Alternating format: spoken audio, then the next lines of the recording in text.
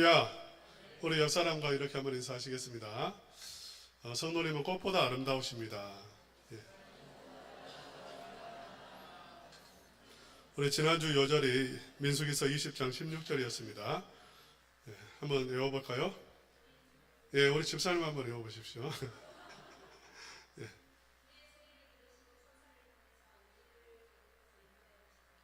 예, 예, 우리 소리를 들으시고 천사를 보내사 우리를 애굽에서 인도하여 내셨나이다. 우리 다 같이 한번 따라서 합시다. 우리를 애굽에서 인도하여 내셨나이다. 여기서 인도하여 내셨다는 말은요, 과거에 한번 이집트에서 내셨다는 말, 인도하여 내셨다는 말이 아니라 지금까지도 인도하고 계시고 앞으로도 인도하신다는 그런 의미의 단어를 사용하고 있습니다. 하나님께서 끝까지 인도하시고 끝까지 책임지신다는 거죠. 우리 옆 사람과 다시 한번 인사합시다. 하나님이 끝까지 책임지십니다. 우리 1절 말씀, 오늘 본문 1절 말씀 다 같이 한번 읽어보겠습니다. 시작. 발람이 자기가 이스라엘을 축복하는 것을 여호와께서 선히 여기심을 보고 전과 같이 점수를 쓰지 아니하고 그의 낯을 광야로 향하여. 여러분, 발람이 어떤 사람이죠? 적어도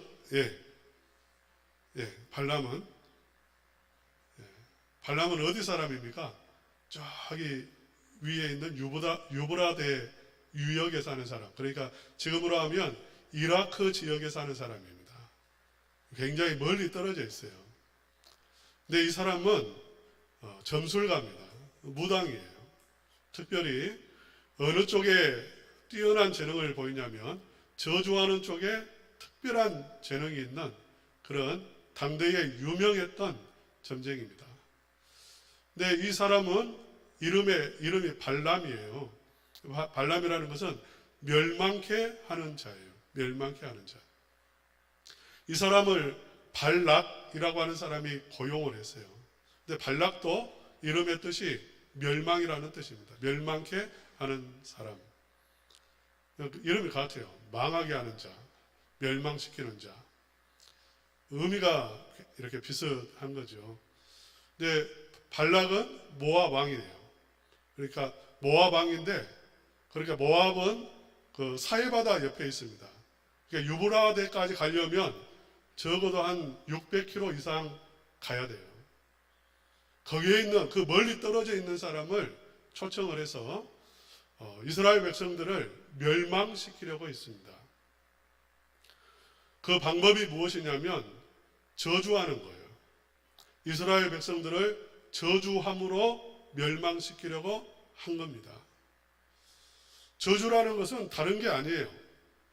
저주는 그냥 좋지 않은 말 하는 것입니다. 물론 이 사람은 이제 신적인 어떤 귀신의 능력으로 저주하려고 했습니다만은 저주라는 게 별 다른 게 아니에요. 사람들이 욕을 하는데 그 욕하는 게 저주하는 겁니다. 부정적인 말 하는 게 저주하는 거예요. 이 저주가 아주 이렇게 우리 인간을 파괴시킵니다. 욕하는 거, 뭐 가장 이렇게 낮은 욕이라면 야 바보야 그렇게 하는 거, 영혼을 파괴시키는 거예요. 그래서 성경에 우리 예수님은 형제에게 바보라고 하는 자는 지옥불에 떨어질 것이라고 말씀을 했어요. 왜냐하면 그게 단순한 저주가 아니라 이 저주라고 하는 것은 어떤 능력이 있냐면 그 심령을 파괴시켜버립니다. 영혼을 파괴시켜버립니다. 아주 무서운 일이에요. 이렇게 저주하려고 했던 데는 신적인 그러한 어떤 강한 능력으로 이스라엘 백성들을 말라 죽이기 위해서 한 측면도 있지만 이런 의도도 있는 거예요. 어느 공동체에서 한 사람을 바보로 규정하고 찍습니다. 그러면 사람들이 어떻게 생각하냐면 저 사람은 바보라고 생각합니다. 다 바보라고 생각하는 거예요. 공격하는 거죠. 왕따 시키는 거예요. 왕따. 한 사람을 희생양으로 삼는 거예요. 그러면 이스라엘 백성들이 이제 저주해 버리면 저주받은 민족이 되는 거죠. 그래서 다른 민족들이 볼 때에 저 민족은 저주받은, 그 신에게 저주받은 민족이다, 낙인이 찍히는 거예요. 이 프레임을 깨기는 너무나 어렵습니다. 상대방이 쉽게 해보고 깔보고 짓밟게 되는 거죠. 이런 의도를 또 가지고 있고요. 또 하나 더 추가한다면, 누군가가 나를 욕하고 저주하면 어떻게 되냐면 내 스스로도 그렇게 생각을 해버립니다. 이게 무서운 거예요. 학교에서 선생님이 학생 하나를 찍어서 너 바보구나 딱 하면 애들도 바보라고 생각하고 그 아이도 스스로 어떻게 생각하냐면 나는 바보야. 스스로 바보라고 생각하고 바보처럼 행동하게 되기가 십상이라는 거죠. 이게 무서운 겁니다. 이게 낙인을 찍어버리는 것이고, 그것은 다른 사람도 그거 프레임을 깨기 힘들고 자기 스스로도 덫에 걸리는 거예요. 그래서 파괴가 되는 것입니다. 삶이 파괴되는 거예요. 발람이 이렇게 저주하는 것을 통해서 이스라엘 백성들을 저주함으로 신에게도 저주받고 주변 민족들에게도 저주받은, 그래서 주변 민족이 받게 만들고 스스로도 그렇게 저주받았다라고 생각하고 스스로 자멸하도록 그렇게 술수를 쓴 것입니다. 그런데 하나님은 강권적으로 개입하셨어요. 강권적으로 개입하셔서 하나님은 저주를 축복으로 바꾸어 버려요. 그 입술을 주장해 버립니다. 그 심령을 사로잡아 버렸어요. 그 악한 사람인데 그 마음속에는 저주가 가득함에도 불구하고 하나님은 바꾸어 버리세요. 사단은 끊임없이 우리를 파괴시키는데, 사단은 무엇을 가지고 파괴시키냐면 바로 이 저주를 가지고 파괴시킵니다. 끊임없이 말해요. 너는 바보고 너는 죄인이고 너는 그래서 죽어야 된다라고 말을 합니다. 너 죽어버려라 그 말이에요. 너 아직도 살아있냐고. 너는 멸망할 자식이고 너는 쓰레기만 또 못하고, 그리고 너는 이제 내 인생은 끝났다라고 그렇게 끊임없이 우리를 공격하고 우리를 파괴시키려고 합니다. 하나님은 우리에게 어떻게 하시냐면 끊임없이 말씀하세요. 너는 내가 사랑하는 아들이다. 사랑하는 딸이다. 여러분 믿습니까? 하나님은 끊임없이 말씀하세요. 하나님 저 죄인인데요. 아니야. 너의 죄의 문제는 내가 해결했어. 예수님의 내 아들의 보혈로 너의 모든 죄를 다 해결했어. 너는 의인이야. 하나님은 우리를 보실 때에 의인이라고 말씀하세요. 우리 한번 다 같이 한번 따라서 합시다. 나는 의인이다. 믿으시기를 바랍니다. 여러분이 아무리 쓰러져 있다 할지라도, 얼룩져 있다 할지라도, 죄에 오염되어 있다 할지라도 여러분의 가치는 변하지 않아요. 하나님의 자녀가 맞습니다. 성도가 맞습니다. 할렐루야. 여러분, 또한 하나님은 이렇게 말씀하셨어요. 너는 들소와 같아. 들소는 생명력이 강하고 강한 힘을 소유하고 있습니다. 그래서 길들여지지 않아요. 잡을 수가 없어요. 지금 주변의 나라들이 눈을 부릅뜨고 이스라엘 백성들을 잡아서 길들이고 아니면 그 쌀을 뜯어먹으려고 합니다. 그러나 너는 들소여서 그것을 뚫고 자유롭게 행진한다는 거죠. 그리고 너는 사자라고 말을 합니다. 너는 사자다. 이 사자가 어떤 동물입니까? 사자는 백수의 왕이잖아요. 사자는 두려움이 없습니다. 잠을 잘 때 두려워서 깨는 법이 없어요. 아무리 주변이 시끄러워도 사자는 느긋하게 잠을 잡니다. 염려, 근심, 걱정에 잡히지 않는다는 거죠. 사랑하는 우리 성도 여러분, 한번 따라서 합시다. 나는 사자다. 믿습니까? 예수 그리스도의 능력이 나의 능력이고 예수님의 은혜가 나의 은혜고 예수님의 생명이 나의 생명이에요. 믿습니까? 예, 그래서 우리는 들소와 같습니다. 우리는 그 어떤 사망의 권세, 어둠, 그 어떤 장애물이 우리에게 있어도 그의 능력을 힘입어서 우리는 뛰어넘어갑니다. 우리는 두려워하지 않아요. 망할 것을 두려워하지 않습니다. 절대 망하지 않습니다. 왜? 하나님이 나의 하나님이시고 나를 인도하시기 때문에. 그것이 지금 방금 말한 거, 하나님이 너는 내 사랑하는 자녀고 내가 복을 주기로 작정을 했고 너는 너의 죄의 문제는 해결이 되었고 그리고 너는 들소와 같고 수사자와 같다. 이것이 첫 번째와 두 번째의 축복이었어요. 발람의 입을 통해서 하나님께서 이스라엘 백성들에게 축복하는 내용이 바로 방금 말한 내용, 핵심이 바로 그겁니다. 그리고 이제 세 번째 이렇게 이제 하는데 발람이 우리 1절 다시 한번 읽어봅시다. 시작. 발람이 자기가 이스라엘을 축복하는 것을 여호와께서 선히 여기심을 여기까지 보죠. 하나님은 축복하는 것을 어떻게 여기셨어요? 선하게 여기셨어요. 발람이 정말 이렇게 저주하려고 하는데도 축복하게 만들어버리잖아요.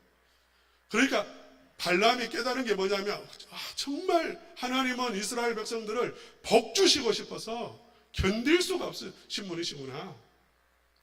그걸 깨달은 거예요. 사랑하는 성도 여러분, 하나님은 여러분에게 복 주시기를 원하십니다. 여러분에게 복을 주시고 싶은 하나님, 그 열망이 강하신 하나님이세요. 그래서 선히 여김을 보고 전과 같이 점수를 쓰지 않았어요. 이전에는 막 이렇게 저주하기 위해서 온갖 막 방법, 여러분 있잖아요. 막 바늘로 찌르고 뭐 이런 거 있잖아요. 어떤 식의 점수를 했는지는 모르겠지만 그런 점술들을 행했습니다. 그런데 포기했어요. 왜? 이스라엘 백성에게는 통하지 않아요. 사랑하는 성도 여러분, 성도에게는 하나님의 영이 거하시기 때문에 점술이 통하지 않습니다. 두려워하지 마십시오. 귀신이 여러분의 머리털 하나 빼앗아 갈 수 없습니다. 하나님이 지키시고 보호하시기 때문에 그렇습니다. 그래서 점수를 쓰지 않았어요. 무용지물이었어요. 그리고 광야를 향해서 이제 바라보았는데 하나님의 영이 임하고 또다시 축복하게 만듭니다. 우리 좀 넘어가서요 5절 말씀 한번 읽어보겠습니다. 다 같이 한번 읽겠습니다. 시작.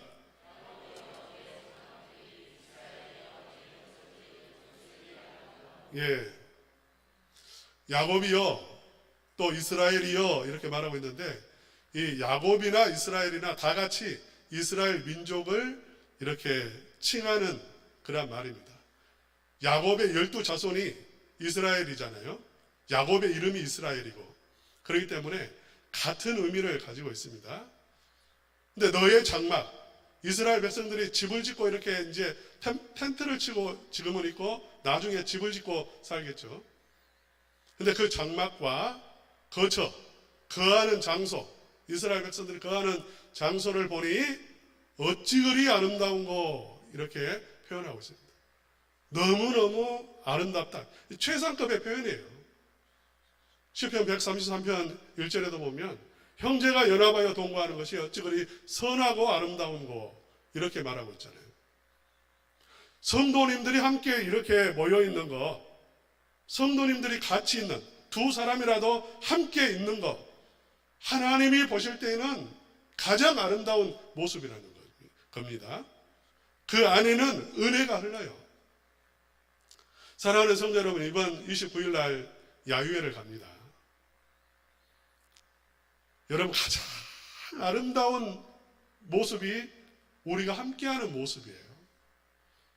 함께할 수 있기를 축복합니다. 뭐 그 노래 부를 시킬까 봐서 막 못 가고 이런 분 있잖아요. 노래 안 시킬 테니까.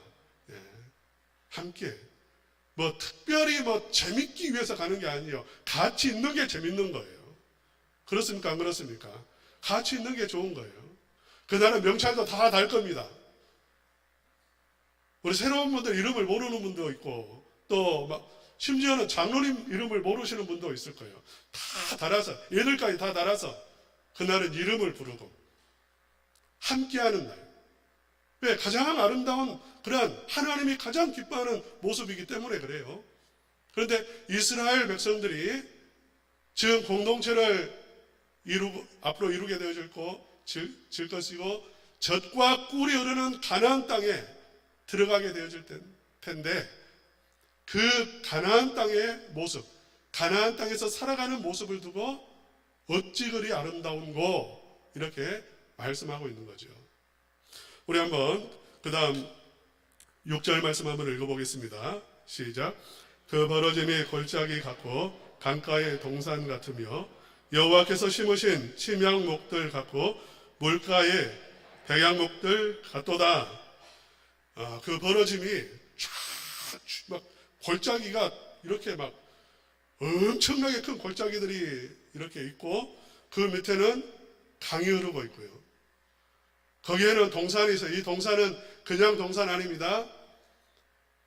그냥 이렇게 잡목이 자라는 동산이 아니라 잘 가꾸어진 포도원, 가수원, 논과 밭, 그것을 의미하는 거죠. 그리고 정말 이 가나안 땅의 모습이 백향목과 같고 침향목과 같아요. 정말 좋은 나무들입니다. 고급 목재예요. 금강송 이런 겁니다. 그러니까 우리가 연상을 해보면 이 가나안 땅에 골짜기가 있다는 것은 산이 높고 깊은 골이 있고 골이 있기 때문에 물이 풍족하고 그리고 거기에서는 아름다운 과일들이 자라나고 백향목과 같은 우람한 나무들이 성장하는 연상을 해볼 수가 있는 거죠. 7절 한번 읽어보겠습니다. 다 같이 읽겠습니다. 시작. 그 물통에서는 물이 넘치겠고 그 씨는 많은 물가에 있으리로다. 그의 왕이 아각보다 높으니 그의 나라가 흥왕하리로다. 그 물통이라는 것은 뭐 저수지, 뭐 여러 가지 뭐 논과 밭, 물이 고이는 이러한 곳들 마르지 않고 물이 그냥 차고 넘치는 것입니다. 씨를 심었는데 물가에 있어요. 시냇가에 심은 나무와 같아요. 지금 무엇을 말합니까? 이스라엘 백성들이 거하는 환경의 축복을 이야기하고 있는 것입니다. 여러분, 환경이 중요한가요? 중요하지 않은가요? 환경이 엄청나게 중요합니다. 우리 인간의 삶에 환경은 너무나 중요해요. 아무리 그 사람이 재능이 있어도 환경이 뒷받침되지 않으면 재능을 펼칠 수 없습니다. 그 사람이 아무리 좋은 사람이라도 환경이 나쁘면 제대로 잘할 수가 없습니다. 환경은 너무 중요한 거예요, 인간에게. 아무리 열심히 노력해도 환경이 되지 않으면 그 사람은 이 사회에서 제대로 살아갈 수가 없습니다. 지금 생태계가 다 파괴되어 버렸어요. 그런데 이 세상의 자연적인 생태계도 파괴되어 버려가지고 생물들이, 동식물들이 제대로 자랄 수가 없습니다. 사람도 살기 어려울 뿐만 아니라 동식물들도 살기가 너무 어려워요. 그래서 어떻게 하냐면 번식을 제대로 하지 않는데요. 새끼를 안 낳는다는 것입니다. 그 번식의 번식은 본능인데 그 본능이 그 환경 앞에서 꺾이는 거예요. 꿀벌들이 사라지고 있습니다. 왜? 생태계가 파괴가 되니까요. 여러분, 우리 인간에게는 이런 생태계뿐만 아니라 문화적인 환경도 중요하고 정서적인 환경도 중요하고 사회적인 환경도 중요합니다. 요즘에 결혼하지 않습니까? 결혼하지 않는 이유가 뭘까요? 돈이 없어서 결혼하지 않는 거 아니에요. 1억을 준들 낳지 않습니다. 돈, 1억 때문에 뭐에 안 낳는 거 아니에요. 혹시 낳는 사람 있을지 모르겠지만 그것이 문제가 아닙니다. 그래서 수백 조를 쏟아 부어도 출산율은 오히려 더 떨어지고 있어요. 왜냐하면 인간이 살 수 있는 환경이 파괴돼 버렸어요. 우리나라 같으면 더 심하죠. 태어나서 조금 있으면 이제 그 어린 애들이 영어 유치원 갑니다. 경쟁해야 돼요. 그 치열한 경쟁 속에서 애들이 자라나니까 애들이 망가져 버려요. 정서적으로 망가져 버려요. 정신이 황폐화돼 버려요. 마음이 황폐화돼 버려요. 그래서 반항합니다. 이런 어두운 환경이기 때문에 돈이 없어서가 아니라 다른 문제가 아니라 이런 어두운 환경이기 때문에 출산을 거부하는 거예요. 생각을 접어버리는 거예요.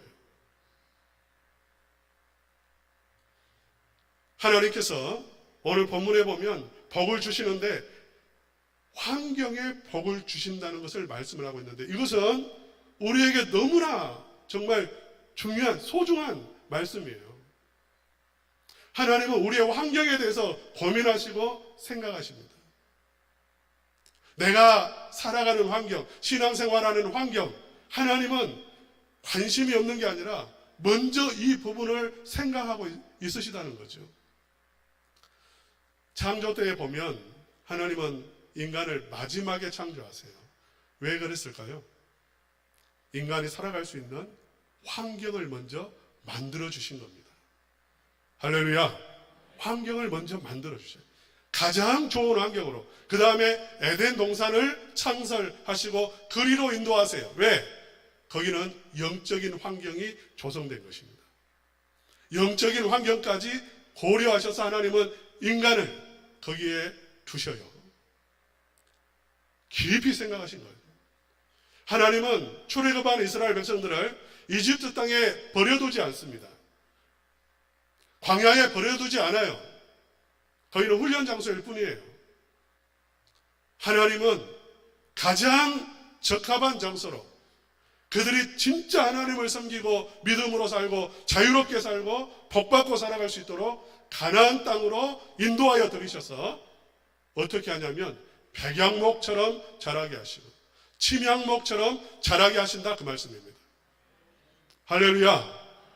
예, 사랑하는 성도 여러분, 오늘 저와 여러분을 하나님이 구원하시고 하나님은 우리를 버려두지 아니하시고요, 우리를 어디로 인도하시냐면 하나님의 교회로 인도하세요. 이게 새로운 환경입니다. 교회는 하나님이 세우신, 이 땅에 하나님이 세우신 하나님의 나라의 모형이고 하나님이 임재하시고 하나님이 다스리시고 젖과 꿀이 흐르는 것처럼 하나님의 은혜의 강물이 흘러넘치는 것, 이게 교회라고 하는 거예요. 이 새로운 환경으로 우리를 인도하셔서 우리로 하여금 어떠한 삶을 살게 하냐면 아름답게 자라가게 하시고, 침향목은 굉장히 이렇게 한 20m 정도 자라고요, 향이 나는 나무라는 의미입니다. 그러니까 정말 아름다운 향내 나는 그러한 인격적이고 영적인 사람으로 변화시켜 주시고, 백향목과 같이 왕궁을 짓는 나무 아닙니까?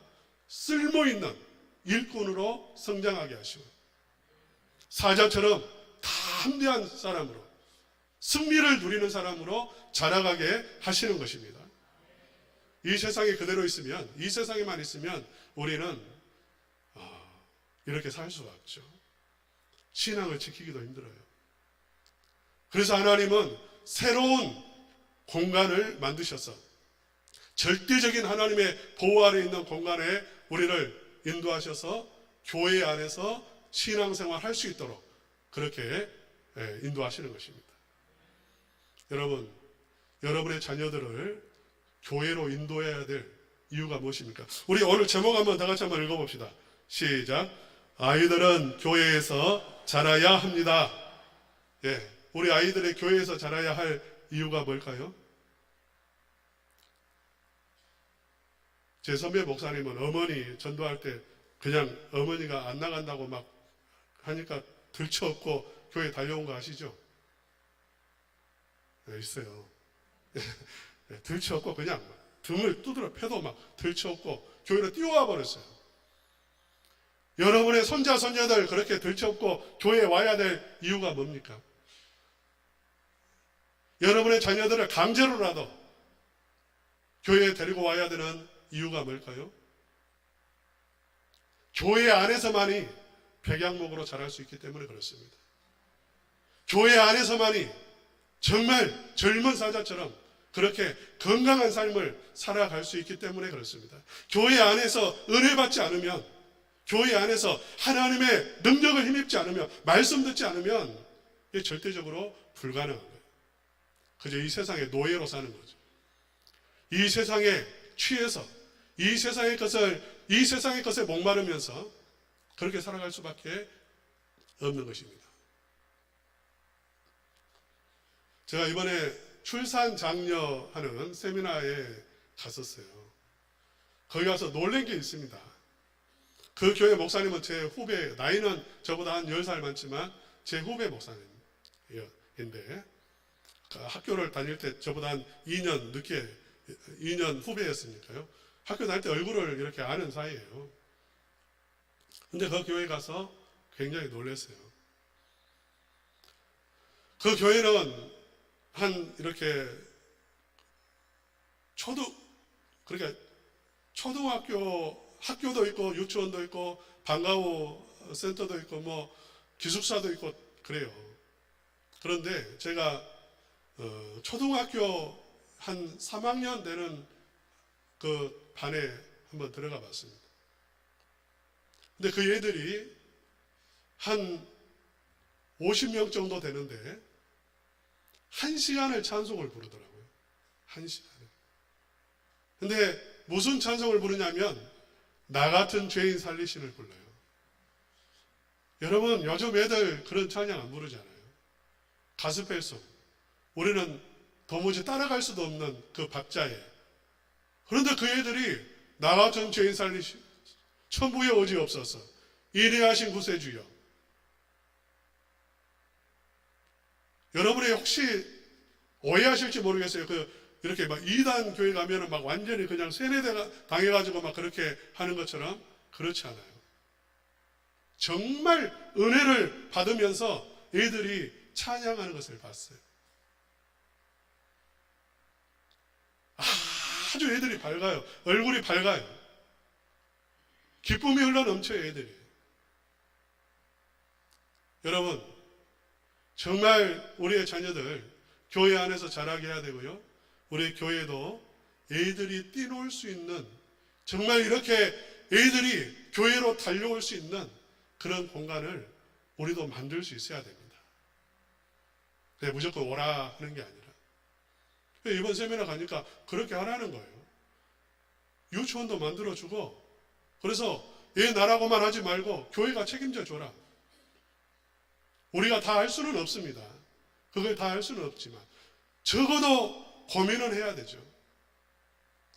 여러분, 이 적과 꿀이 흐르는 땅에서 아까 말했던 농원을 만드는 것, 집을 짓는 것은 하나님이 해주시는 거 아니에요.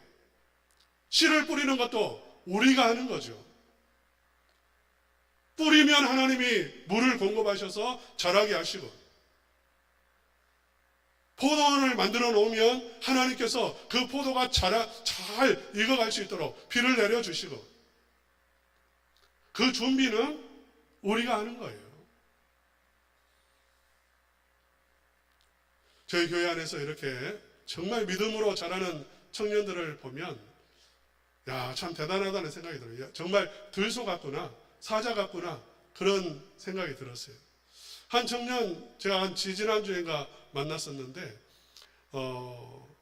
새벽 5시 반에 일어나서 노가대라고 하죠. 노가대를 갑니다. 새벽 5시 반. 그리고 저녁에 한 6시쯤 와요. 요즘 청년들 그런 일 안 하려고 합니다. 그런데 이 청년은 날마다 그걸 해요. 그리고 11조 꼬박꼬박 합니다. 가끔씩 교회에 들려서 기도하고 갑니다. 매일 성경 읽습니다. 어떻게 하면 하나님 말씀대로 살까 고민합니다. 이게 진짜 능력인 것입니다. 세상에 뭐 따라가지 않고요. 세상 청년들 사는 방식으로 살지 않고 세상 사람들이 보는 눈 그것에 매이지 아니하고 자기의 삶을 사는 거예요. 자기의 인생을 살아가는 것이고요. 그리고 비전을 갖고 있고 꿈을 가지고 있고요. 신앙이 들어가면 하나님의 은혜를 받으면 이 세상이 어둡고 이 세상이 정말 힘든 세상이지만 그러나 이 세상에서 백양목처럼 서고 정말 침향목처럼 아름답게 살아간다는 것입니다. 우리 마지막으로 우리 한번 마지막 절 한번 읽어보겠습니다. 9절 말씀입니다. 꿇어앉고 누움이 수사자와 같고 암사자와도 같으니 일으킬 자 누구이랴. 너를 축복하는 자마다 복을 받을 것이요 너를 저주하는 자마다 저주를 받을지로다. 할렐루야. 여러분, 우리 성도님들의 눈이 열려서 하나님의 복을 볼 수 있기를 축원합니다.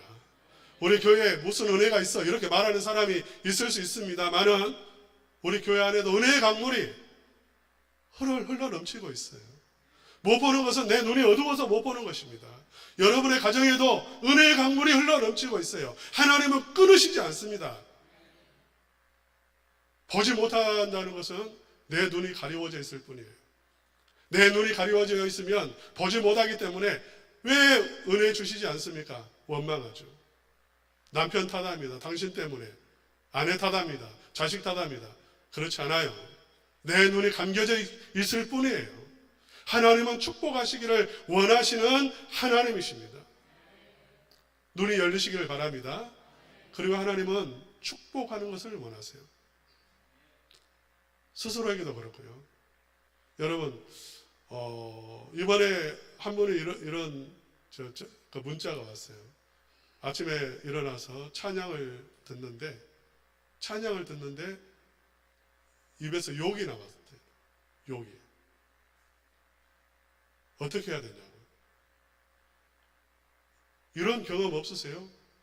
분명히 축복해야 되는 줄 알고 찬양해야 되는 줄 알고 감사해야 되는 줄 아는데 몸이 이분은 너무 아파요. 정말 몸이 아파요. 그래서 자기도 모르게 신세 한탄이 되고 자기도 모르게 그냥 욕이 입에서 나옵니다. 너무 힘들면 나도 모르게 이렇게 저주가 나올 수가 있어요. 우리의 자녀를 볼 때에도 정말 이렇게 최선을 다하는데도 변하지 않는 모습을 볼 때 나도 모르게 축복이 아니라 안 좋은 말이 나올 수가 있어요. 그럴 때가 있어요. 여러분은 없는지 모르지만 그럴 때가 있습니다.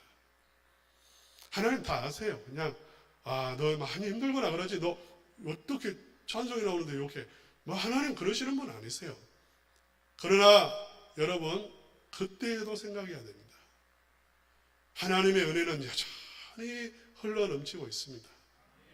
감사하셔야 되고 그럴 때일수록 어떻게 해야 되냐면 축복하셔야 되는 것입니다.